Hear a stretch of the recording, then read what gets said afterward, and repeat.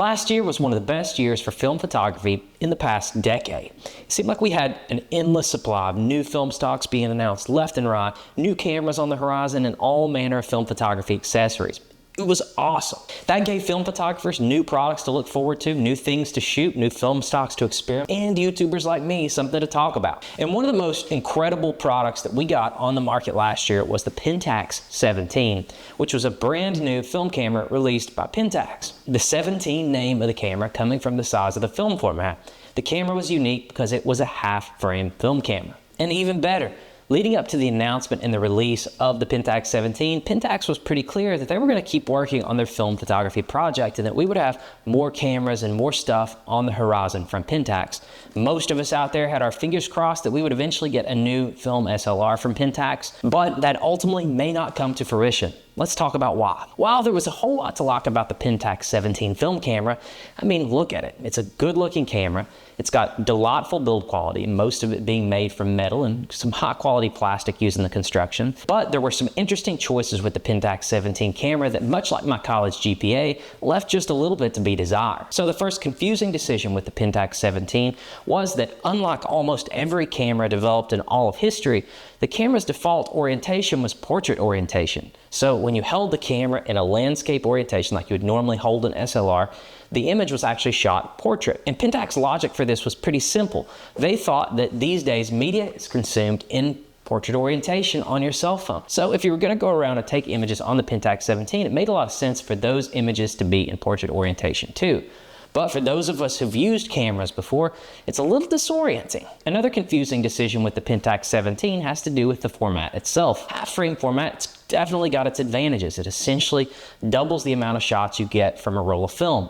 Obviously, that saves a ton of money. You're taking that normal 35mm negative size and you're chopping it in half, which means that there's going to be a whole lot less negative there for you to capture detail on. So those of us who still want to have a little bit of image quality, we're going to be suffering on the Pentax 17. So that's another confusing choice. But the most confusing choice with the Pentax 17 of all is its focusing system. Pentax 17, instead of using an autofocus system like you might expect for a camera hoping to achieve some sort of large market share, it used instead a zone focusing system, which I'm going to hazard a guess that most of their target audience with the camera had no idea what a zone focusing system was. So that was another confusing decision as well. So obviously there was still a market for a brand new film camera in the year 2024 when the camera was released, but I think that maybe they didn't achieve the success with the camera that they'd hoped. So let's talk, at least as best we can, some numbers. I hopped on B&H Photo just to take a look and see how many reviews the Pentax 17 has.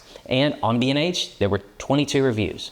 That's not too bad, but let's take a look at some other models to see what sort of review numbers those cameras are getting. So for comparison's sake, the Sony a7CR, which has only recently been released, it's a pretty new camera at this point, has 40 reviews already. And also the X100 XI or 6 has 297 reviews. These cameras are just relatively newly announced cameras from major manufacturers, one camera in their portfolio of cameras that they've got for sale. The Pentax 17 has all the market share for the most part. Absent a stray Leica here and there, or another oddball camera, the Pentax 17 is the only newly announced film camera that we've got in a long time from a major manufacturer. So having 100% of the market share for all intents and purposes, 22 reviews, not so great. It didn't achieve much widespread adoption. And I'm sorry that we're having to crudely use B&H reviews as a way to quantify the cameras that are sold. I know this isn't very precise, but it's the best we've got. We don't have camera sales from Pentax. So I think it's safe to say that the Pentax 17 probably wasn't the major rousing success that they had hoped it would be when they originally conceived the camera. And then there was another interesting development, and let's talk a little bit about that. TKO Suzuki, who is the lead designer behind the Pentax 17, announced on his Instagram back on March 25th that he was leaving Ricoh. Ricoh being the parent company of Pentax. In his post, TKO explains that he was involved in the design process of many digital cameras, and in the past few years, analog cameras. He goes on to say that it has been an irreplaceable asset and happiness, but that he needs to take a break and will be taking some time off. I would like to make time to read books, draw pictures, and of course, take photos. meet many people, and gain a lot of knowledge. I certainly can relate to all of that. And I found an update on this story from Cosmo Photo, who then reached out for comment from Ricoh. The Pentax 17 was an important product to reintroduce film photography under the Pentax banner, reflecting the renewed interest among younger generations. We received phenomenal response from the film community and remain focused on inspiring photographers worldwide to shoot film. On the business side, film cameras currently play a smaller role than our established GR line. Because this is our first new film camera in more than 15 years, we need time to gather feedback, meet with customers, and learn what they appreciated or felt was missing before making decisions on future film products. So while TKO played a significant role in the Pentax film project, his departure does not affect the possibility of future film models. Rather, we are continuing to evaluate the Pentax 17's reception and considering how it may set the direction for our long-term approach to film photography. We appreciate your continued interest and will share more details as soon as they become available.